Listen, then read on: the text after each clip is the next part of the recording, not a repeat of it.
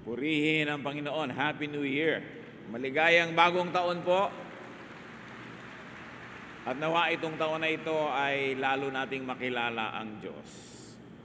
Ang buhay ay itinutuon natin sa paghahanap sa katuruan, sa gabay, sa liwanag at pagpapala ng Diyos. Life could be a long search for God. For some people, it becomes a very fruitful search. For others, it becomes an endless, sometimes frustrating search for God. Can God be found? Where can God be found? At nawa po sa darating na taon ay maging gabay natin yung ating pag-aaralan ngayon sa paghahanap sa Panginoon. God in you ang pamagat ng ating pag-aaral. At nawa tayo'y buhusan ng Panginoon ng iba yung pagpapala at magpakilala siya ng mas malalim na paraan. Salamat po, O Diyos, sapagkat kayo ay pwedeng maabot, makilala, at nawa turuan nyo kami kung paano gagawin yun sa pinakamabisang paraan. Sa ngayon, kami, Panginoon, ay nagtatapat sa iyo ng aming mga kasalanan. Patawarin niyo po kami sa aming mga pagkukulang sa inyo at sa aming kapwa. At nawa, Panginoon, ang inyong pagpapatawad, ang siyang magpagaling sa amin, ang mag-alis ng mga bigat sa aming puso, ang humawan ng aming daan at magpaliwanag sa aming buhay.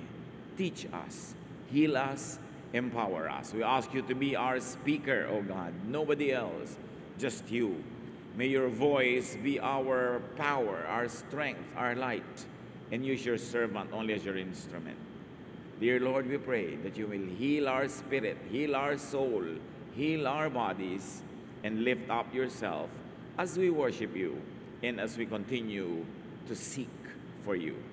Father, guide us in the name of Jesus, your Son, our Lord, our Savior and friend. Amen. God in you. Napakalaking usapin, napakahiwaga, subalit napaka-totoo. Psalm 139, verses 2 to 3. You know when I am resting or when I am working, and from heaven you discover my thoughts. You notice everything I do and everywhere I go. Isang pahayag, hindi lang ng pananalig, kundi na isang katotohanan na alam ng Diyos ang ginagawa natin sa bawat sandali. That the Lord is fully aware of man's thoughts and deeds. Walang maililihim ang tao, walang maikukubli mula sa Diyos. Verses 7 to 12. Where could I go to escape from your spirit or from your sight? If I were to climb up to the highest heavens, you would be there. If I were to dig down to the world of the dead, you would also be there. Suppose I had wings like the dawning of day and flew across the ocean, even then your powerful arm would guide and protect me. Gumamit ang sumulat ng awit na ito ng mga talinghaga na nauunawa ng kanyang panahon. So sa kanila, ang pinakamataas na pwedeng marating ay yung mga heavens. Ang pinakamalalim na pwedeng marating ay daw libingan ng mga namatay na. At ang pinakamalayong pwedeng marating ay sa ibayong dagat. Siyempre, sa language natin ngayon, mas malayo ang range ng pwedeng marating dahil sa technology at dahil sa alam na natin ngayon. Pero sa kanilang panahon, ang ibig lang sabihin ng sumulat, sukdulan man ang gawin niyang paglalakbay, yung pinakaabot at pinakamalayong pwedeng marating ng tao, hindi pa rin niya pwedeng takasan ng presensya ng Diyos. Nandun pa rin ang Diyos. At hindi lang nandun, kundi nandun upang magbigay ng kanyang paglilinaw, pagpapaliwanag, guidance, protection. Verse 11, or suppose I said, I'd hide in the dark until night comes to cover me over. But you see in the dark, because daylight and dark are all the same to you. So isa pang extreme sa kanila, gabi. Nung kasi yung dilim ng gabi, madilim talaga. Pero kung ano man ang uri ng dilim na pwedeng ma-imagine ng tao ngayon, sabi, hindi pa rin yun ang sapat para hindi makita ng Diyos ang nagaganap sa buhay ng tao. The Lord is not only everywhere, but the Lord is with man, even in the darkness.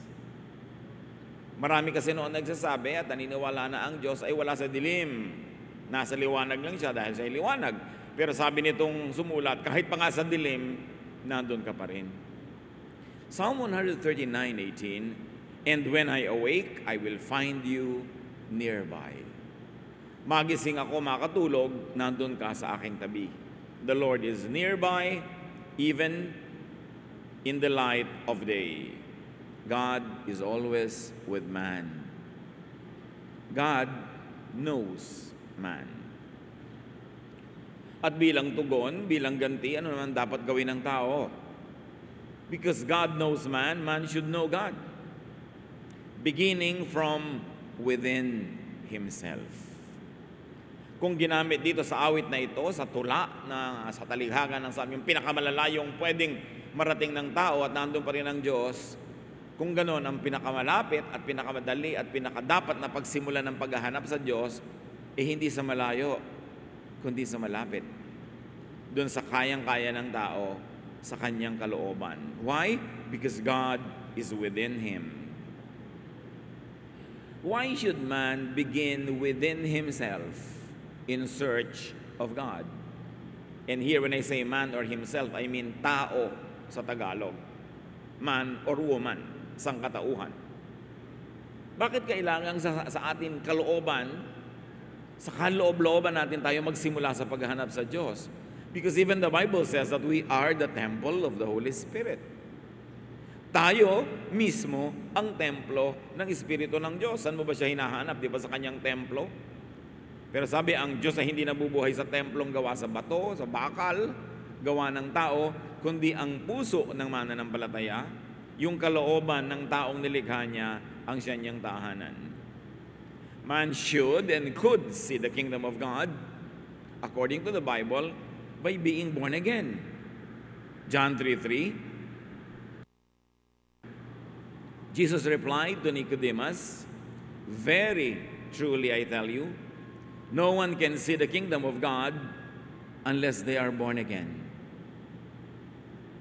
So, the kingdom of God, the kingdom of heaven, God's presence, salvation, all these words are used interchangeably. Isa lang ang kahulugan, yung paghahari ng Diyos sa buhay ng tao na magliligtas tuloy sa Kanya sa kapahamakan, doon sa kabilang buhay at maging dito. Kaligtasan mula sa paghahari ng kasalanan, kaligtasan mula sa napakaraming panganib. Salvation in all its aspects could be found when people find the kingdom of God. And Jesus says that for you to find the kingdom of God, you have to be born again. Born again means seeing the kingdom of God. Hindi naman ito yung sobrang na-oversimplify na formula na pumikit ka, magdasal ka ng ganitong formula prayer, born again ka na. Well, if you understand its meaning and really do it in great faith, you could see the kingdom of God. The formula by itself is just that, a formula. Huwag nating ipapalit yung formula doon sa tunay na sinasagisag nito. Malalim na pagkaunawa sa Diyos. Kaya tuloy, nakikita mo siya, nakikita mo ang kanyang kaharian, hindi ng physical na mata, kundi ng ating puso. If you have to see the kingdom of God, but the God and the kingdom of God is in man, what should you do? You should travel inwardly. Luke 17:21, Jesus says, the kingdom of God is within you. Bakit niya sinabi yun? Sabi niya, huwag kayong maniniwala pag sinabing, ayan na, nando na ang kingdom of God, nasa disyerto. Huwag kayong pumunta. Pag sinabing nandoon sa loob ng bahay na yun, huwag kayong pumasok. Pag sinabing nandoon sa ganung lugar, di nyo kailangan habul-habulin. Sabi niya, dahil ang kaharian ng Diyos ay nasa sa inyo. Ang paghahari ng Diyos ay suma sa inyo. Ang tunay na templo ng Diyos ay kayo. Therefore, being born again means seeing the kingdom of God within you. Mahalagang usapin ito, mga kapatid, ating pagtuunan ng pansin. At huwag natin padaanin sa antok na hindi natin nadinig at naintindihan. That the kingdom of God is within you, not outside of you, not in the clouds. That the kingdom of God is rediscovering the image of God in you. It is reviving the lost image of God in you. Reviving the Spirit of God that was given to Adam and Eve. Reviving the image of God that was given to every person. Napakainam na intindihin ito. Because throughout time, organized religion, institutionalized faith, have distanced man and God. Kung minsan ay pinalalayo ng mga organisadong relihiyon ng Diyos, para yung relihiyon ay maging napaka-importanting daan patungo sa Diyos. So that the priests would be important and they would be filling the gap, the supposed gap between God and man. Institutionalized religion has placed God beyond the clouds. But Jesus says, the kingdom of God is within you. Hindi mo kailangang mag-pilgrimage kung saang-saang lugar sa paghahanap sa Diyos. Hindi mo kailangang umakyat ng mga bundok, lumusong ng mga libis. Hindi mo kailangan tumawid ng mga dagat. Ang kailangan mo ay gawin yung pinakamahalagang paglalakbay. Papasok sa iyong kalooban sapagkat naroon ang punla ng Diyos. Naroon ang kanyang espiritu. Naroon ang image of God that was given to every human being. Matthew 1:23, the virgin will conceive and give birth to a son, and they will call him Emmanuel, which means God with us. Kaya napakaganda pong metaphor ang pagdadalang tao ni Maria. Sapagkat sa kanyang kalooban, sa kaloob-looban niya, sa kanyang sinapupunan, naroon ang anak ng Diyos. Naroon ang Diyos, naroon ang kingdom of God. Kaya tayo man, nandun din sa ating loob ang Diyos, bagamat hindi naman sa ating sinapupunan dahil hindi natin siya kailangan ipanganak. Pero kinailangang ipaliwanag at ipakita sa malinaw na paraan na ang Diyos ay nasa loob ng tao, wala sa labas. Kaya sabi, kailan ako pupunta at saan ako pupuntang pwedeng wala ka? Sabi niya, wala. Kahit saan ako pumunta, nandun ka. Bakit? Kasi kasama kita. Kasi ang Diyos ay sumasa atin. Ang isang malaking pandaraya ay papaniwalain kang napakalayo ng Diyos sa iyo. Pwedeng damdamin mo lang emosyon ang nagsasabi sa iyong parang malayo kasi malayo ang iyong loob, malayo ang iyong gawa, malayo ang iyong asal, pero hindi pwedeng lumayo sa iyo ang Diyos because you are the temple of God. Ang isa sa mga pinakamaimportanteng pilgrimage sa gawin ng tao ay siyasatin ang sarili, maglakbay patungo sa kanyang sariling kalooban. At sapagkat kahit pangamahal ay mas madali pa rin magpunta sa ibang lugar physically, sumakay ka ng vapor, sumakay ka ng eroplano, sumakay ka ng kotse, kesa maghirap kang maglakbay patungo sa iyong sariling kalooban na hindi na-develop ng taong gawin kasi umasa na lang siya ng umasa sa mga outward rituals, umasa ng umasa sa mga physical activities, sa pag-attend ng mga events, sa paghahanap sa Diyos. Kaya naman maraming tao, kung minsan nauubos na ang buong buhay sa pag-attend ng kutakot-takot na religious activities, di pa rin matagpuan ng Diyos kasi hindi niya ginagawa yung pinakamahalaga. Hanapin sa kanyang kalooban, sa kaibuturan ng kanyang puso.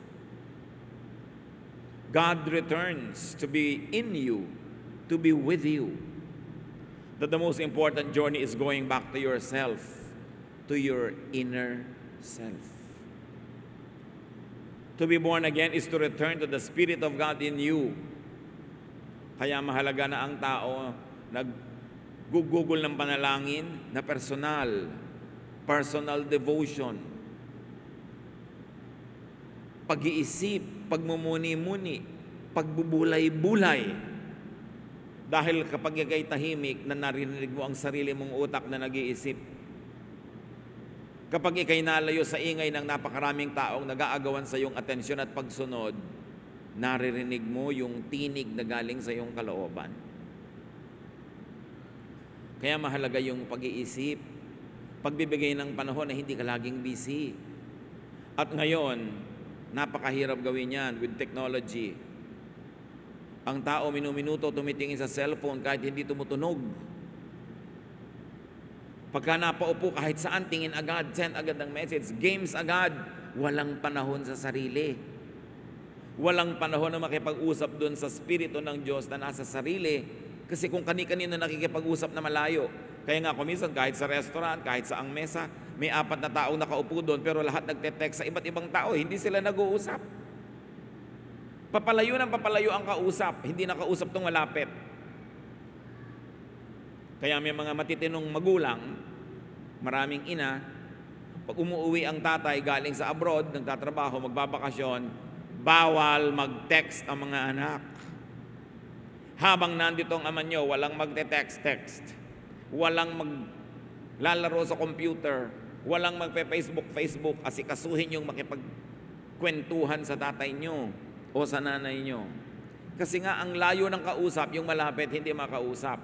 Ganon din ang institutionalized religion na kung ano-anong ginagawa para kausapin ng Diyos pero walang oras mapag-isa. Walang oras na mag-reflect. No time for devotions, for reflection. It is in quietness that we will hear the silent voice of God. So man can know God by knowing himself and others. Maraming mga ganyan, Lord, let me know you. Let me know you. Yun ang laging prayer. Kung masasagot lang siyang, you want to know me? Know yourself because you were made in my image.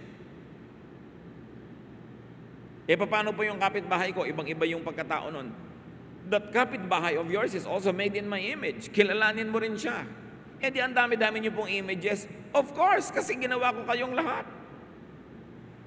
So kung mayroong 7 bilyong tao sa planeta, mahahanap mo yung imprint ng Diyos sa bawat isa sa kanila.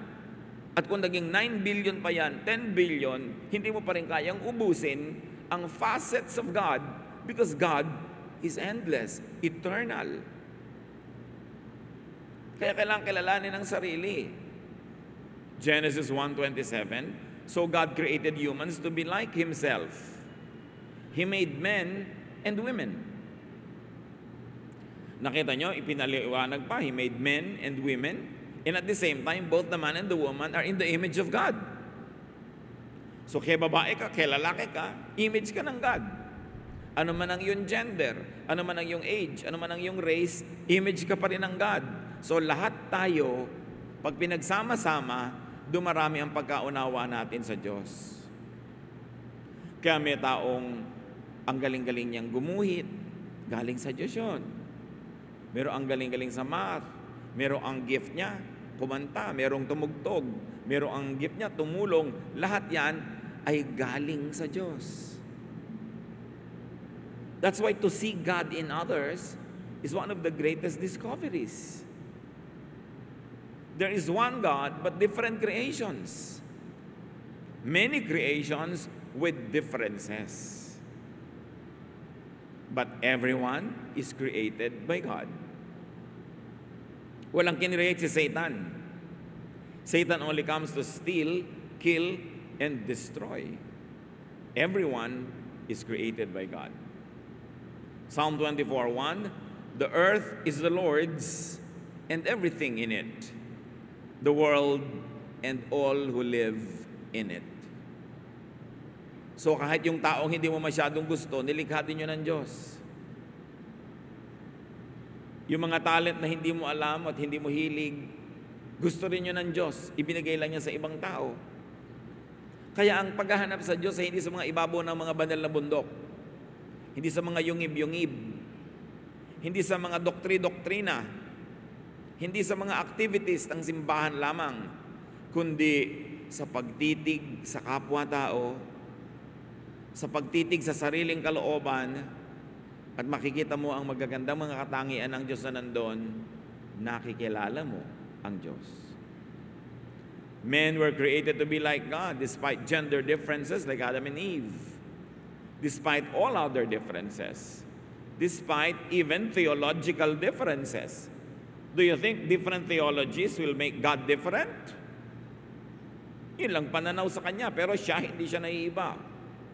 People may have personal differences, but they're all made in God's image. Kaya, mahal ng Diyos ang lahat ng tao.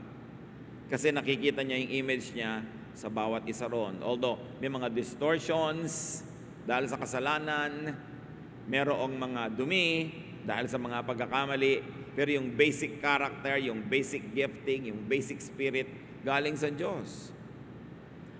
At paano natin mamamahal ang kapwa pagka lang nakita na natin yung image ng Diyos sa Kanya. So in people, God has many images, not just one. There could be many faces, facets, and manifestations of the same God. Kaya makita nyo, pati yung pagkakakilala at pagpapakilala ng mga great Bible characters sa Diyos, iba-iba. Parang iba yung God of Adam, yung character niya, napakamapagpatawad. Tungang si Cain, nagkasala na, binagyan pa niya ng tatak to protect him. Yung God of Noah naman, nagparusa sa iba at si Noah inalagaan. Yung God of Moses, may kahigpitan.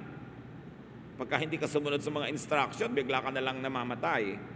But the God of Jesus and the God that Jesus presented is a God who is a friend of tax collectors and sinners.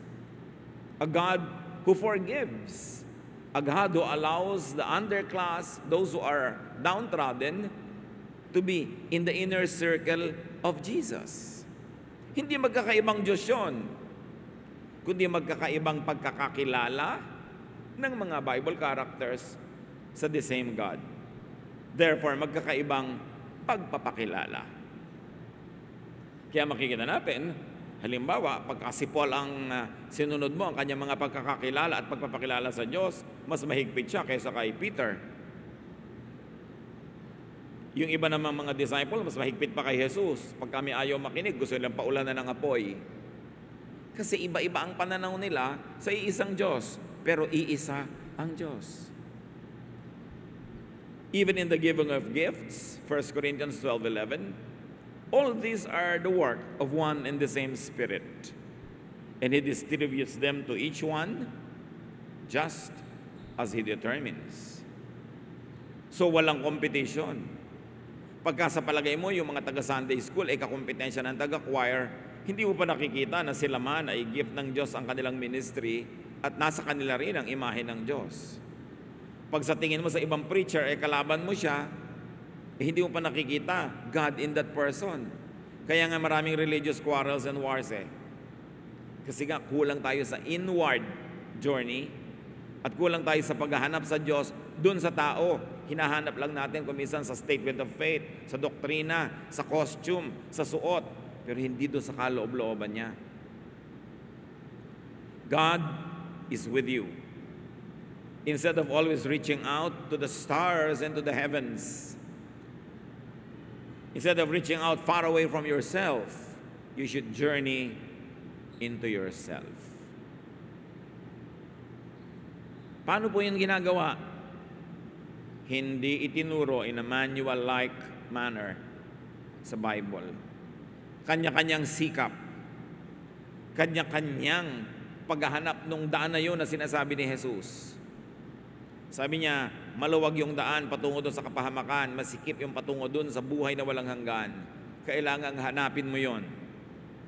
The most that religion can give you is some guidance, but it is a personal journey. Kaya hindi tayo dapat laging umaasa lang sa religious leaders, sa pastor, sa priest, sa kung kani-kanino. Kailangan meron kang sariling pakikipagniig sa Diyos. Sariling pag-aaral ng salita ng Diyos. Sariling pananalangin. At makakadevelop ka ng sarili mong style kung paano mo lalaliman ng pagkakilala sa Diyos sa pamamagitan ng pagkilala at pagtanggap sa sarili at sa kapwa. Habang hindi mo tinatanggap ang iyong sarili at hindi mo tinatanggap ang iyong kapwa, ay tinatanggihan mo rin yung Diyos kung saan after that person was made. Kaya ang tinuturo lagi, love others. But only those who truly understand it can appreciate loving others. That what you love in others is the image of God in them. that what you reject and hate in others could be the image of God in them. Mainam na pag-isipan ito. Find the image of God in you and in differentness, in uniqueness. Do not always reject and dislike whoever and whatever is different from you. Because God is a God of variety. God is not a God of sameness. So reflect, quietly travel into your soul, into your spirit, into your person. Pero hindi mo pwedeng magawa yan na nagke-Candy Crush. Hindi mo magagawa yan na naka-Facebook ka lagi, na laging may games, laging may kausap, kasi ang hindi mo napapansin ang sarili mong espiritu. So spend enough time alone with yourself. At kung may regalo kayo mga kapatid na marapat ibigay sa sarili, ay panahon. Bigyan nyo ng mas maraming panahon ang inyong sarili. Kaniig kasama ang Diyos. You don't always have to fill every blank time with companionship, with activity. Do not mistake activity for achievement. It is in non-activity that we could be quiet enough to hear God. Huwag kayong humiga kung kailan lang talagang pagod at antok na antok na.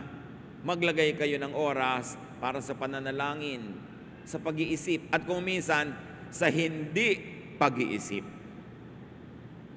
Kasi pag wala kang iniisip, nakaupo ka lang doon maaaring magkaroon ng spasyo yung mensahe ng Diyos para sa iyo.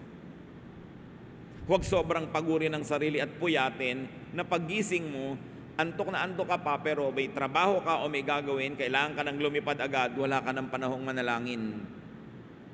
Wala ka ng panahong magbulay-bulay, wala ka ng panahon na tanungin ng Diyos kung anong gusto niyang gawin ninyong dalawa sa maghapon na yon. Inuubos kasi natin ang oras natin sa mga bagay na hindi naman laging mahalaga. Sobrang TV, sobrang video, sobrang kung ano man yung pinagkakasobrahan, na wala namang idinudulot na mabuti sa katawan, sa espiritu, o sa kaluluwa, o sa emosyon. Hindi natin kailangang punuin lagi ng aktibidades ang ating kalendaryo. Be still and know that I am God. Sabi ng Psalm 46:10. It is an old-fashioned gift that the ancients knew how to give to themselves, that we should rediscover the beauty of aloneness. Hindi laging kailangang may kasama o kausap. Hindi kailangan laging nagmamadali. Hindi kailangan laging may ginagawa. Alam niyo nung araw, ang mga ninuno natin, marunong. Halos bawat bahay may silyon o may duyan. Uugoy-ugoy silang ganon, uugoy-ugoy. Alam niyo ba na sa pag-ugoy-ugoy na ganon, dahil sa rhythm ng katawan na ginagawa, dumadating yung mind sa level of freedom from attachment to certain earthly thoughts. Kaya marami silang nagagawang pagbubulay-bulay, pagdidili-dili, pagmumuni-muni. Kaya kahit sa ating mga ancient rituals, yung mga babaylano, mga princesses ay nangakaupo sa duyan, uugoy-ugoy, uugoy-ugoy. Para rin yung ginagawa ng psychiatrist na titingin kasi isang bagay na sasayaw-sayaw, uuga-uga, because it teaches you detachment from the present, from the here and the now, so that your spirit could transcend the material boundaries around it. Huwag nating alisin, mga kapatid, yung hiwaga ng ating pananampalataya. Yung hiwaga sa pananampalataya. Mula nung ang Biblia ay na-translate, na isalin sa mga wika ng karaniwang tao, progressively and increasingly, nagkaroon ng sobrang interes sa ibig sabihin ng bawat salita, bawat tuldok, bawat kataga. Kaya nagsimula din ng walang katapusang giyera, dahil hindi naman nagkakasundo-sundo lahat ng tao kung ano talaga ang kahulugan ng salitang ito, ng katagang ito, ng talinghagang ito. People got obsessed with the meaning of each word. They wanted to find out what everything meant, that they forgot to behold and to appreciate the mystery of the unknown. Nawala yung hiwaga, ang lahat na lang natapunan ng nakakasilaw na liwanag, na kuminsan hindi naman laging tamang liwanag. Lahat na lang gustong maunawa at maintindihan. Hindi natin kayang maunawa at maintindihan ang lahat ng hiwaga ng Diyos. How can the finite mind of man totally comprehend an infinite God? So to attempt a complete understanding, to attempt an academic understanding of God, to attempt a theologizing of everything about God, is to diminish God and put Him down into levels where people can reach Him, but in a very low level. Huwag nating ipagkait sa Diyos yung pagiging Diyos, na mayroon siyang hiwaga, na mayroong mga bahagi niya na nakakubli sa likod ng mga ulap, na mayroon siyang bahaging maliwanag at may bahaging nakatago kumisan sa dilim at katahimikan, na hindi pwedeng ipaliwanag ang lahat ng bagay to the satisfaction of the human intellect, because God is not man. At sinabi niya, I speak only in human terms because of your natural limitations. My thoughts are not your thoughts. Your ways are not my ways, because my ways are higher than yours. And if the ways of God are higher than yours, can we attempt to reach and understand all His ways? We cannot. Kaya kuminsan lahat ng tao ay tinatanong, kahit sa Facebook where I do counseling, Pastor, pwede po bang gawin to ng Christian? Pwede po bang gawin nyo? So, bakit ba kayo tanong ng tanong? Hindi nyo isipin, hindi nyo itanong sa Diyos, at hindi nyo rin sundin yung sarili nyong damdamin. Kasi ang Panginoong Diyos ay nagpapakilala sa bawat isa, hindi lang sa tinatanong nyo, hindi lang sa mga specialist. Bawat isa ay nilikha sa imahe ng Diyos. Sinanay lang ng relihiyon ng mga tao na maging sunod-sunura na lamang at dependent sa kung anong sinasabi mula sa pulpito. Hindi na tuloy sila nag-iisip para sa sarili. Hindi na nananalangin para sa sarili. Pati panalangin, Pastor, ipag-pray niyo po ako. Bakit? Hindi ka makakapag-pray. I will be delighted to pray for you and to pray with you, but do not think that you always have to be prayed for, because you should pray. God wants you to pray. God wants to reveal Himself to you through your personal prayer. Bakit kailangan laging iutos sa iba? Gusto mong maintindihan ng Bible, attend ka lang ng Bible study para kung ano yung theology nung nagtuturo, yun na yung lululunin mo. Kailangan mag-aral ka rin. Kailangan saliksikin mo mag-isa. Hindi mo kailangan mag-Bible school para maintindihan ang mga isinulat sa Bible, kasi yung nagsulat nga ng Bible, hindi nag-Bible school. Kaya lang sobrang pinataas ng mga Bible schools at ng mga simbahan yung Diyos, para walang makaabot kundi sila. At kailangan mo sila para abutin nila ang Diyos para sa iyo. Religion has placed itself in the center of the economy of spirituality, to the point that people think they can no longer reach God without the religious people, the religious system, and the religious activities. Si Noah, nagtumpok ng konting bato, nag-offer, yun ang kanyang ginawa sa Diyos. He did not need a priest. Yung mga tao nung araw, si Abraham, umakyat ng bundok, dinala niya ang kanyang offering. Hindi niya kailangan na mayroong mamagitan doon, hindi niya kailangan may mga choir, hindi niya kailangan na may mga usheret. Well, we need it now to have order. But do not forget, these are non-essentials. Because God is with you. God is in you. Pwede kang sumamba mag-isa. So sabihin pa, bakit pa po nagpupunta sa church? Kasi may mga special gifts na ibinigay sa ibang kapatiran na mamiminister sa iyo, magagamit mo, matututunan mo, maririnig mo. At meron ka ring gift na magagamit ng iba. So that together, we become a family. But do not be deceived into thinking that you cannot worship God by yourself. At yan ang nawala na kailangan nating ibalik, mga kapatid. Personal worship. When was the last time that you were alone in your house or room or forest or anywhere na sumasayaw ka sa Panginoon kung gusto mong sayawan? Na tumutugtog ka sa Panginoon, na umaawit ka sa Panginoon? Sapat na ba na may mga instrumentalist, specialist musicians na sila ang tumutugtog para sa iyo? Ikaw, kailan ka huling tumugtog sa Diyos? Kailangan mo ba yung kaloob na sasayaw-sayaw para sa iyo, ba't di ka sumayaw din dyan where you are? Or sumayaw ka anywhere if you think that you could worship God through dancing? Kailangan lang baging specialist ang gagawa niyan. Kailangan ba na laging yung mga Bible study leader ang magpupuyat para mag-aral ng Biblia at ituro sa'yo sa Sunday school? Ba't di mo saligsigin mag-isa? Then, dagdagan mo sa pag-attend ng mga ganon, para hindi ka lang pupunta doon para makinig. Meron ka rin maiko-contribute dahil nag-aaral ka rin. Everyone has the right and the duty to study the Word of God. Do not leave it to specialists. At yan ang kailangang ibalik natin mga kapatid. Gusto nyo makilala ang Diyos? Magsumikap kayong kilalanin ang Diyos. In your own time, in your own place, in your own way. Because God is in you. Hindi ka God, but God is in you. Be still and know me, the God in you, sabi niya. Be still and know yourself, the image of God. Know yourself and see God's wonderful work in you. Know yourself and see God's wonderful image in you and in others. Psalm 139, 13-16. For you created my inmost being. You knit me together in my mother's womb. I praise you because I am fearfully and wonderfully made. Your works are wonderful. I know that full well. My frame was not hidden from you when I was made in the secret place, when I was woven together in the depths of the earth.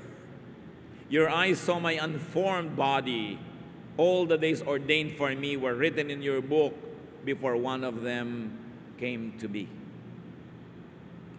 What is the inevitable conclusion?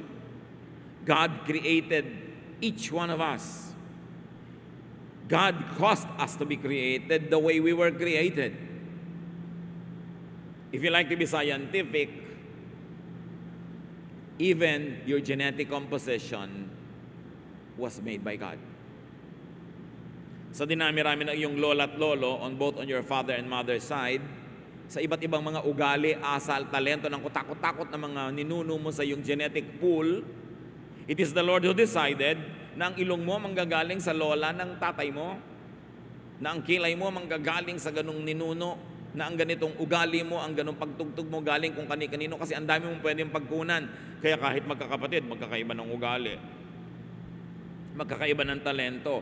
Dahil pareho nga ang tatay at nanay nila, pero sa genes, sa dugo na dala ng tatay at nanay nila, nananalaytay ang napakaraming mga dugo ng napakaraming iba't ibang mga ninuno. And you are not an accident. Nobody is an accident.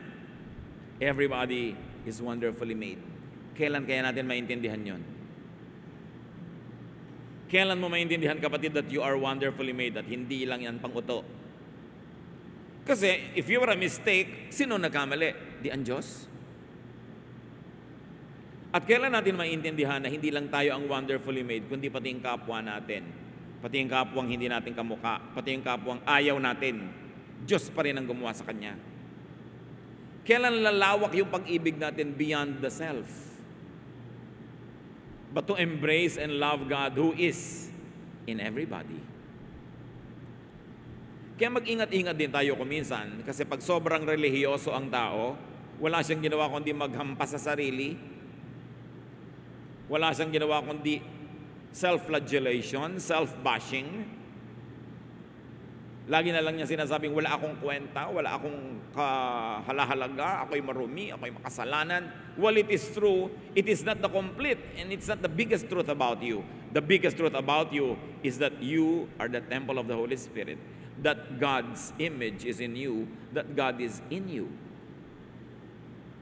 Kung natalsik-talsikan ka man ng putik ng mga dumadaang sasakyan habang naglalakad ka, hindi ka putik, natalsikan ka lang. Kung nadapa ka man at nasugatan, hindi ka galos o sugat, nasugatan ka lang. At kung nagkamali ka man, hindi ka pagkakamali, nagkamali ka lang.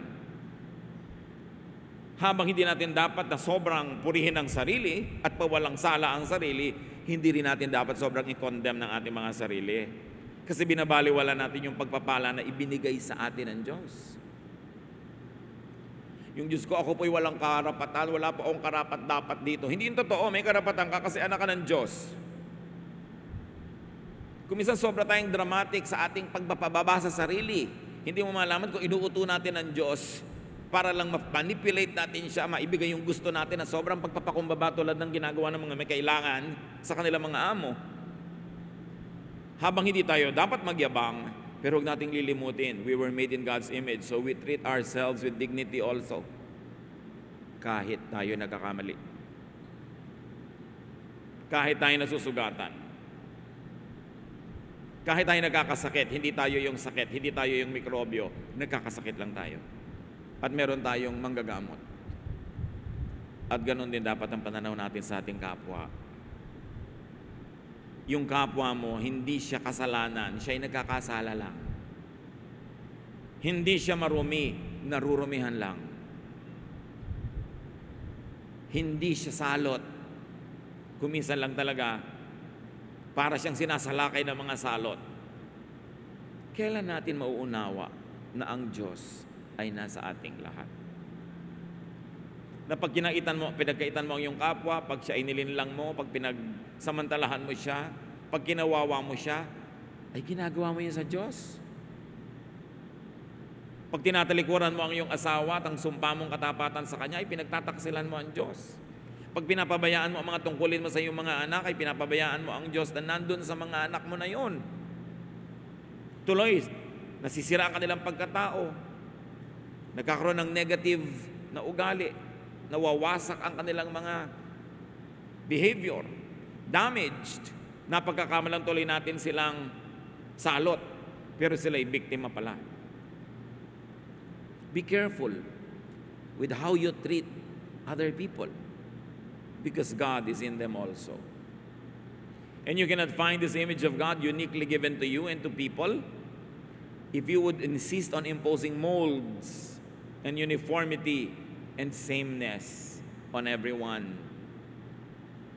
We've got to appreciate our differentness because God made us so. Sabi nga nung Psalm, you have ordained for me all the days of my life. Hindi naman ibig sabihin na itinalaga na ng Diyos kung sino ang mapapangasawa mo, kung anong kakainin mo sa araw na to, pero dahil sa genetic composition na ginawa niya sa iyo, para na rin niyang binigyan ka ng landas na tatahakin. Kasi kung ang talaga ibinigyan niya sa iyong gift, music, hindi ka siguro magiging engineer. Pwedeng hindi ka maging tunay na musician, pero nagme-music ka pa rin whenever you can. Kasi yun ikaw yun ang takda, yun ang kapalaran. Kaya huwag din nating kontrahin yung nakatakda sa kapwa.